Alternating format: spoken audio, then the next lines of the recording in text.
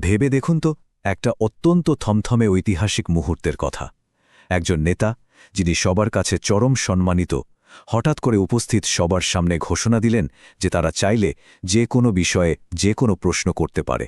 পরিস্থিতি কতটা নাটকীয় হতে পারে? আজকের এই ব্যাখ্যামূলক আলোচনায় আমরা ঠিক এরকমই একটা ঘটনার গভীরে যাব।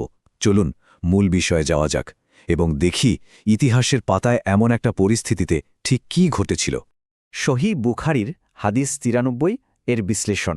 আজ আমরা ঠিক এই ঐতিহাসিক টেক্সট বা বর্ণনাটিকেই ধাপে ধাপে ভেঙে দেখব। এটি শুধু একটা সাধারণ বর্ণনা নয়, বরং ঘটনাবহুল একটা মুহূর্তের চমৎকার চিত্র।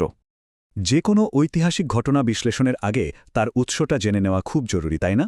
আমাদের আজকের এই তথ্যগুলো সরাসরি নেওয়া হয়েছে hadithbt.com এবং তাওহিদ পাবলিকেশনস থেকে, যা এই আলোচনার একটা একদম নির্ভরযোগ্য এবং প্রামাণ্য ভিত্তি। প্রেক্ষাপট এবং অধ্যায়ের বিষয়বস্তু। মূল ঘটনাটিতে যাওয়ার আগে চলুন চট করে এর পেছনের কাঠামোটা একটু দেখে নিই। কিতাবুল ইলম বা ধর্মীয় জ্ঞান বইয়ের ৩ নম্বর অধ্যায়ের ২৯ নম্বর পরিচ্ছেদ। এর শিরোনামটা বেশ ইন্টারেস্টিং, ইমাম বা মুহাদ্দিসের সামনে হাঁটু পেতে বসা। এখন প্রশ্ন হল, স্রেফ একটা বসার ধরন বা শারীরিক ভঙ্গি নিয়ে আস্ত একটা পরিচ্ছেদের নাম কেন দেয়া হলো? এই বিষয়টা মাথায় রাখছে পুরো ঘটনাটার আসল অর্থ বোঝা আমাদের জন্য অনেক সহজ হয়ে যাবে। আবদুল্লাহর বংশপরিচয় জানার প্রশ্ন। প্রখ্যাত সাহাবী আনাস ইবনু মালিকের বর্ণনায় চলুন, দেখি ঘটনার শুরুটা আসলে কিভাবে হয়েছিল। নবীজি মানুষের সামনে উপস্থিত হলেন।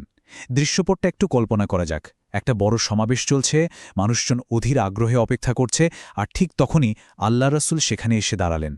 এরপরেই ঘটে যায় একটা বেশ অপ্রত্যাশিত ঘটনা। ভরা মজলিসের মাঝখান থেকে হঠাৎ করে আবদুল্লাহ ইবনু হুজাফা নামের এক ব্যক্তি দাঁড়িয়ে গেলেন এবং একদম সরাসরি একটা সাহসী প্রশ্ন করে বসলেন। তিনি জিজ্ঞেস করলেন, আমার পিতাকে? বুঝতেই পারছেন, এটা কিন্তু কোনো সাধারণ ধর্মীয় বা তাত্ত্বিক প্রশ্ন ছিল না। একেবারে ব্যক্তিগত আর সোজাসাপটা একটা প্রশ্ন, যা উপস্থিত সবাইকে চমকে দেওয়ার জন্য যথেষ্ট। উত্তরে নবীজি কিন্তু কোনো ভনিতা করলেন না।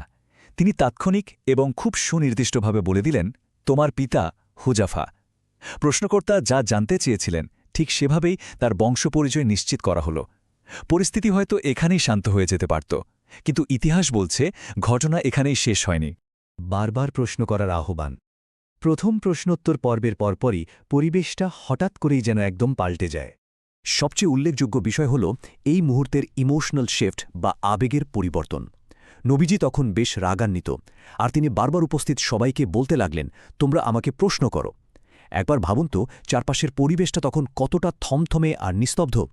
সবার কাছে চরম সম্মানিত একজন নেতা যখন রেগে গিয়ে বারবার সবাইকে যে কোনো প্রশ্ন করতে চ্যালেঞ্জ করছেন, তখন উপস্থিত মানুষের মাঝে এক ধরনের ভয় বা অস্বস্তি কাজ করাটাই কিন্তু স্বাভাবিক। ওমারের হাঁটু গেড়ে বসা এবং ঘোষণা। ঠিক এই চরম উত্তেজনাকর মুহূর্তেই পরিস্থিতি সামাল দিতে এগিয়ে এলেন আরেকজন অত্যন্ত গুরুত্বপূর্ণ সাহাবী, ওমর।